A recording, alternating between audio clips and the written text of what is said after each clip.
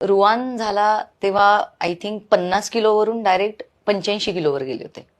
कारण मला थोडा प्लासेंटा लो होता. 4 महिने मला बेड रेस्ट होती, म्हणजे मला उभंच राहायचं नव्हतं. सो माझं वजन भयंकर वाढलं होतं आणि मी तो पिकनिक सारखा पण तो वेळ घालवला की मला खायचे प्यायचे आणि मजा करायची. डिलिव्हरी झाल्यानंतर जेव्हा ऑलरेडी बाईला फील होत असतं की आपलं लुक चेंज झालंय, त्यावेळी आजूबाजूचे लोक कसे अफेक्ट करतात. मी घरातून बाहेर पडत नव्हते. आय थिंक रुवान 3 महिन्याचा असेल. माझ्या एका मैत्रिणीचा फोन आला की माझी एंगेजमेंट आहे आणि मी एंगेजमेंट रिंग घ्यायला जातीये, तर तू येतेस का? म्हटलं हा येते. मी तिथे गेले आणि तिची कझन होती. हे काय केलंय तू स्वतःचं?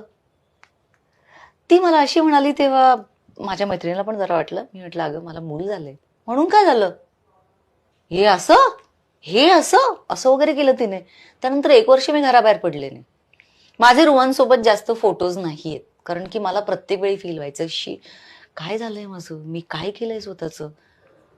सो बाई एखादी जर ह्या सगळ्या फेज मधून जात असेल तर आजूबाजूच्या लोकांनी तिला खूप जपायला हवं आणि तिला एनकरेज कर. म्हणजे मी घरी आले आणि माझ्या नवऱ्याला म्हटलं मी इतकी वाईट दिसते का?